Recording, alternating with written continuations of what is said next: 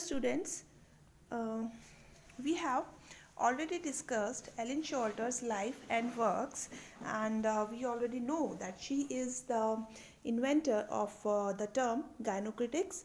And now we are going to brief the essay of which in which she has coined the term gynocritics, and that is towards a feminist poetics.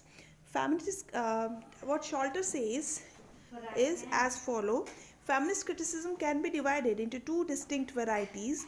The first type is concerned with women as reader, with women as the consumer of male-produced literature, and with the way in which the hypothesis of a female reader changes our apprehension of a given text, awakening us to the significance of its sexual codes. So I shall call this kind of analysis what Sholter herself says. These are not my words, these are the words of Sholter. She says that I shall call this kind of analysis the feminist critique, and like other kinds of critique, it is a historically grounded inquiry which probes the ideological assumptions of the literary phenomena. Its subjects include the images and stereotypes of women in literature, the omission and misconceptions about women in criticism, and the fissures in male constructed literary history. It is also concerned with the exploitation and manipulation of the female audience, especially in popular culture and film, and with the analysis of women as sign in semiotic systems. The second type of feminist criticism is concerned with women as writer, with women as the producer of textual meaning, with the history, themes, genres, and structures of literature by women. By its subjects include the psychodynamics of female creativity, linguistic and problem of female language, the trajectory of the individual collective, female literary care. And because she could not find any term in English related to this, she coined this term she adopted a French term, that is la gynocritics, and which from la gynocritics she has coined the term gynocritics, and in English we can say that the related term is Georgic. So let's move to the essay. Ellen Shorter is an influential American critic famous for her conceptualization of gynocriticism, which is a women-centric approach to literary analysis. Her A Literature of Their Own discusses the female literary tradition, which she analyzes as an evolution through three phases. She observes that literary subcultures, Black, Jewish, Anglo-Indian, pass through these stages. That is, the imitation of modes of the dominant tradition and internalization of artistic and social values, protest against these standards and values and a call for autonomy, self-discovery, tuning inward free from the dependency of opposition, a search for identity. Sholter begins by distinguishing between what she calls the feminist critique, which focuses on women as reader, with women as the consumer of male-produced literature, and gynocritics, which is concerned with women as writer, with women as the producer of textual meaning.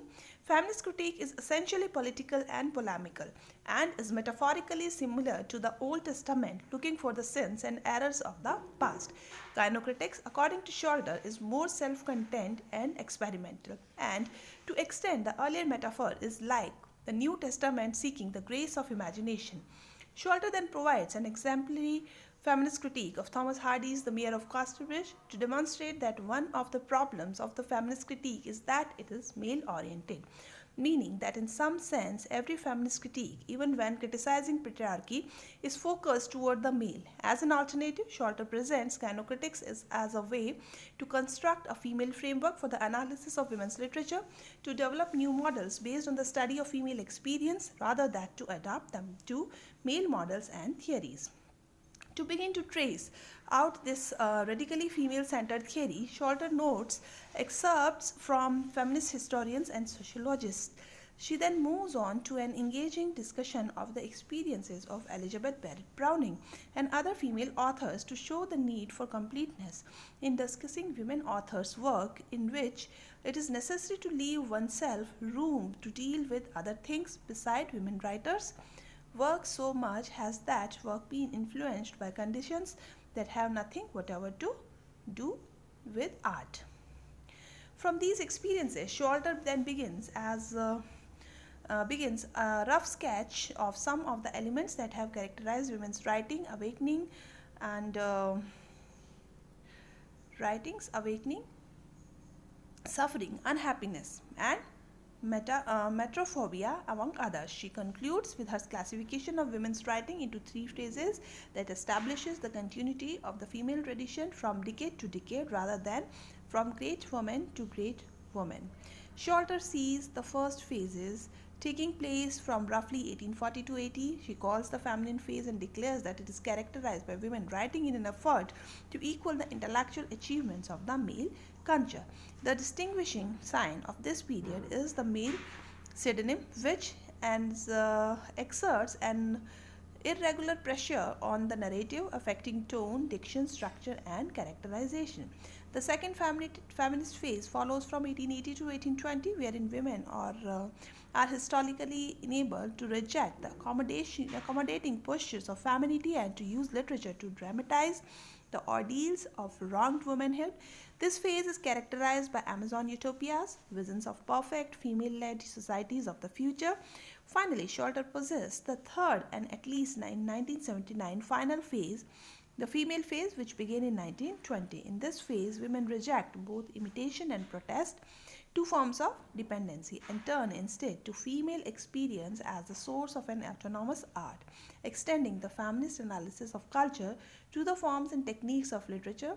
Significantly, Sholto does not, at least in the excerpt presented in the textbook, offer a characteristic sign or figure for the female phase, suggesting a welcome diversity of experience that is too broad to be compassed in a single image.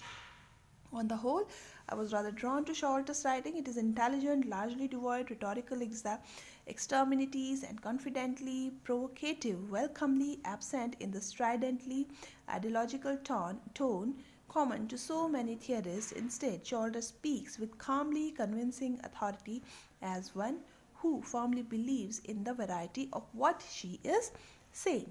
So she is both urgent in that she sees change needing to occur immediately, and patient in that she expects that given time enough, the wisdom and truth of her cause will prevail. The three feminist phases, I will just give a brief explanation of once again, or which is actually an important part. So I will give a quick illustration of these three phases once again. Viewing the women's literary tradition in terms of three phases, Sholto calls the first phase as feminine, spanning from 1840 to 1880, a phase of imitation when women writers like George Eliot wrote with male pseudonyms. The second phase as the feminist phase, that is from 1880 to 1920, the phase of protest when women won voting rights, and third phase as the female phase, 1920 till around 1960, when women's writings entered a new phase of self-awareness. So Sholto says that women have been given chance to write, but they could not write on their own, and for that purpose, for that matter, they have to do something. They had to do something for that, for reaching there.